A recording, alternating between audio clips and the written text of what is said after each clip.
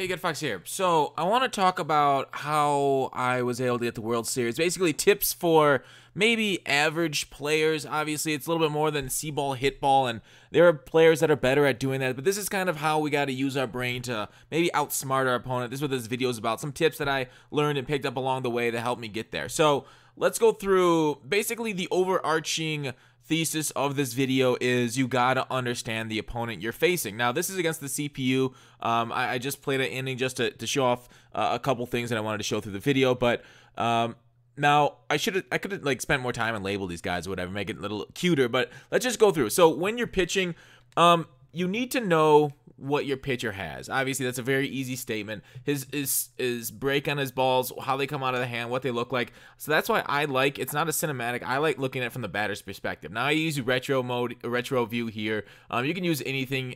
You can suspect them probably are going to use strike zone, so you can kind of pitch from that too if you want. But his changeup breaks down. Two-seamer, those things tend to break down and away a little bit. Talian's got a little bit of a nice break on his two-seamer versus, say, the four-seamer. Oops, that was a curve. Versus the four-seamer that's got pretty similar break. Two-seamers aren't my favorite pitch in the game. I don't really think they're that effective versus like sinkers are actually can move something. Two-seamers in real life are actually pretty nice. But anyways, so your opponent, looking at them, understanding the types of opponents you're going to play, they're going to be either sitting fastball or off speed when you're pitching. So you want to do more of what they're reacting to. So the people that sit fastball, the guys that play against the computer, because they end up throwing a lot more fastballs, they'll probably sit fastball and look to react to breaking speeds. So they'll like sit their PCI high in the zone, or maybe middle, and then try and twitch react to the fastball to knock it out. So they're kind of timing it. You can see early. Definitely pay attention to the timing window. We'll just throw this then. I think, yeah.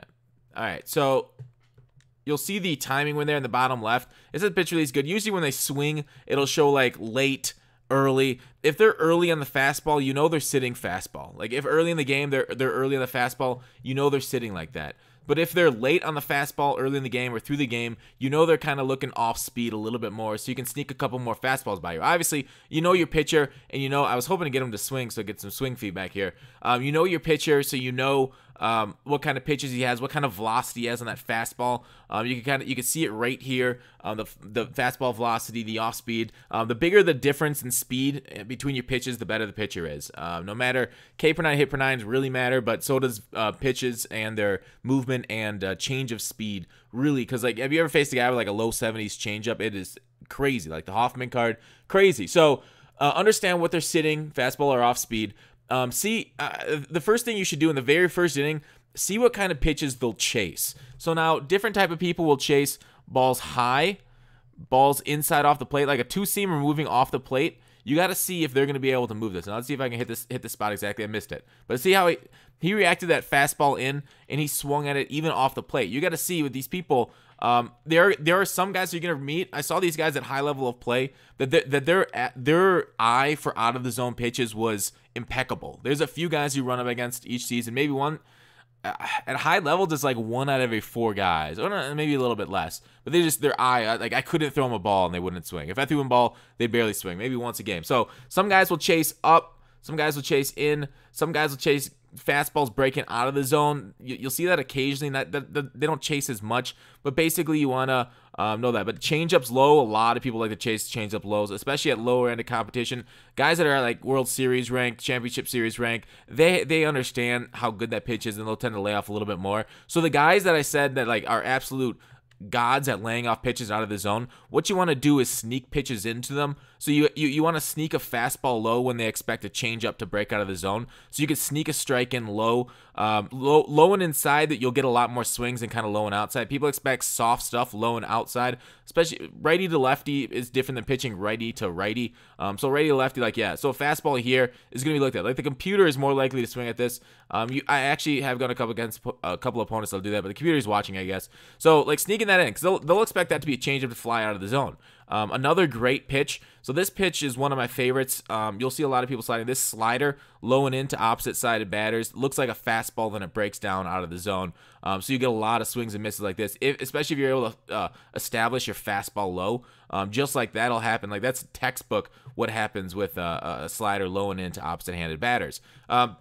So obviously some of this is still like a little kind of beginner, but for those guys that are super patient, if you're facing guys that are super patient, backdoor sliders, backdoor cutters, like backdoor anything, or sinkers that come back across, like sinkers coming back across the plane aren't as good. The computer just nailed that foul a little bit, but yeah, backdoor sliders if they're looking at it, because if you give them something like a two seamer sliding away from the zone, and then a slider coming back into the zone, or a cutter coming back into the zone, you'll freeze them. So somebody with a freezer, a backdoor cutter, is a great complementary pitch to a fastball. So that's something. So but if you have an aggressive player, like, so there'll be guys out here that'll just watch every pitch. Like they're rarer than the guys lower ranked. You're gonna get guys that are just swinging at everything. So early on, again, test them, test your curveballs. See if they'll swing at curveballs low. Some guys have amazing eyes for curveballs. They seem to be easier to pick up this year than in past years, but just watch them like that. Like some guys, I'm like, how the heck do you watch that curveball come through? And we're like, but like if it's just inside the strike zone, they'll swing.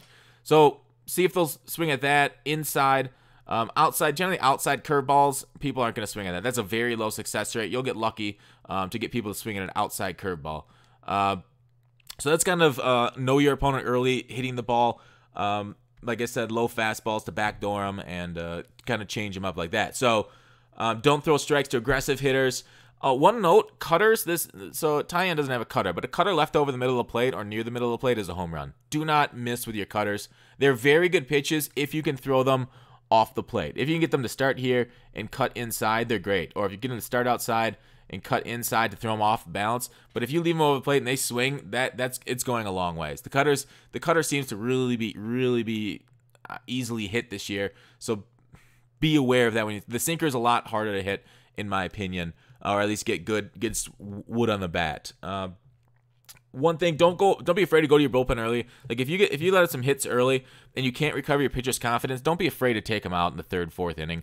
If you can get through 4 innings with your starter, then have to go to your bullpen, that's fine. I mean, your bullpen is 7. Oh, let me step off. Your bullpen is 7 people deep. If you got to start, you're going to your bullpen in the 5th.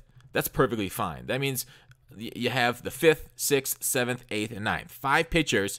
You got to basically match them. You got 7 pitchers in your pen. So each one of these guys, I try to go one inning for each of them. If somebody gets in trouble, they get a couple hits off one guy. They pull them, bring in a new guy, and that's fine because you got two spares if you get 1 for extra innings. And then if like the game goes past 9 innings, you kind of fucked. But I've had, I don't know, a few 9 inning plus games this year. Really at patch 1.10. The hitting was impossible. 11 hitting's a lot better, so I don't have as many extra inning games anymore. But you're really set up. This is to go like 9 or 10 innings and trying to win through that. After that, maybe offer a friendly quit. See if they'll just quit the game so you don't burn out your bullpen. I don't like pitching my guys more than 1 inning a game, so that way I can go to them the next game and they're not too fatigued. Going 2-3 innings is essentially you're going to lose that guy for, 3 or 4 games.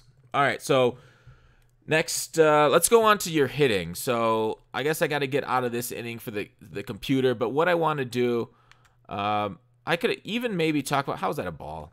I could even maybe talk about when I'm pitching how to hit. Now let's go through my hitting tips. All right, so maybe I'm not pitching Rebel. That guy's hitting like 360, 370 online. But when you're hitting, after maybe the first inning, just try and react. So sit in the middle. Let's see if we can just get a final out here. Basically, sit your PCI in the middle of the screen or middle of the zone and react. Find a camera angle you like, obviously, but try and react to the ball. If you're in the middle at the first inning, all right, come on, get us through here. And then after that, after the first inning, what you want to do here? Let's see if we can get this. All right, we got him out. All right, we're up. Once you get to the plate here, second inning, third inning, you can even do this a couple times during the game. Go here to game to stats, go to pitch analysis, and just look how he pitched you. Like, look through the grouping. So he pitched a lot in the middle of the zone. This is a computer, obviously. They're missing a lot. I think it was on like the beginner difficulty. But go by pitch type too. Where does he like to locate his fastball? Where does he like to locate his slider, curveball, changeup, all of them together? So like, you'll see a lot of people like to group their fastball up and in or something. And you're like, okay, well, if he's going to throw my fastball, it's going to be up and in. Notice that from the first inning. So you can kind of key on that. Look for that one spot. If they only throw the sliders to like the bottom corner understand they're going to go there. Like, and look at what they're using the majority of the pitches. Like, he threw 9 fastballs. I expect fastballs to come quite a bit often from the computer here. But if they're throwing a lot of curveballs, go ahead and just be like, okay, I'm sitting curveball. Now just watch the curveball, sit low in the zone. So, like, a lot of times you can sit high in the zone if you expect fastballs. Not many people pitch fastballs online, though, so you more than likely want to sit lower in the zone, and that's fine. I have more success sitting lower in the zone and reacting to the pitches kind of around me, waiting to make sure they're coming to where my PCI is near, because guys will miss. I mean, there are some great pitchers out there, but they'll miss once in a while. I haven't gone against a single guy on my run to World Series that hasn't had a few misses. I've faced some great pitchers that's only missed a couple times per game, some guys that threw nothing but junk the whole game, and that's my next point. The guys that throw junk, you basically need to look for the walk. Like, there are different type of pitchers. This is the big point. There are guys that pitch like they're pitching like to the CPU.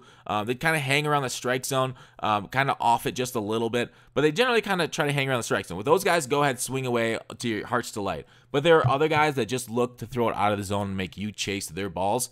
Don't be a person that's chasing a ball out of the zone. Look to walk out of the zone. What, my PCI isn't extending past the strike zone, but weird. Shouldn't it go past the strike zone now? Maybe it's changed since this is like rookie difficulty. But regardless, so don't extend your strike zone. Obviously, is a very beginner tip. But make a note of their out pitch too. Like, do they like to go to this certain pitch, this slider to get you out, this fastball in on the hands? In on the hands fastballs are nice. Like, for righty to righty, generally you can expect something in here because they're harder to pull on. Like right here is a good pitch to pitch. And it's tough to like kind of get there and get under it. There's a high fastball. I'm just not worth it. I'm kind of reading off here. Yeah, but if an opponent like for an example, like if the opponent throws an up and in fastball early, if they got a flamethrower out there like a cinder guard, expect them to go to that frequently. And then they're gonna kind of play off that too. They're gonna play like sliders low and away if they do the fastball in. Just kind of, you know, it's pitches that easily pay off each other. Just recognize it. It's kind of hard to do that because that's the way baseball is. And on 3 balls, don't be nervous. Sometimes like people are like, okay, there's 3 balls. I'm gonna swing at this because I expect him to come to the strike zone because he doesn't want to walk me. Some guys don't care about walks. They'll still miss the strike zone. They'll still make their pitch on 3 balls. So you got to understand there are people that just pitch like that. They never give in. Yeah, I'm sorry, I'm not even watching. But yeah, so I think that's basically my tips on how to let me look through. And like pitcher confidence early matters so often. Like, so if you have a curveball that you can get a pitcher confidence early in, you can keep spamming that. You can go to the curveball more often. They'll be looking for the curveball, but they're not going to get very good results out of it. So if you can throw a lot of strikes, get a lot of outs early with the curveball, keep doing it. I mean, the way the computer is rigged, kind of, if they're not getting hits off it early, they won't keep getting hits. And I generally don't like to go to the same pitch like 3 times in a row. So try not to do that, but twice in a row is fine.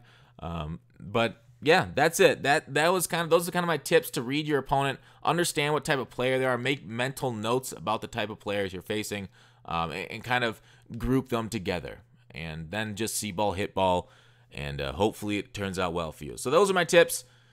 Let me know what you guys thought of them. I guess this ran on a little bit longer than I like, but hopefully they helped. Thanks for watching Call to Action. I'll see you tomorrow.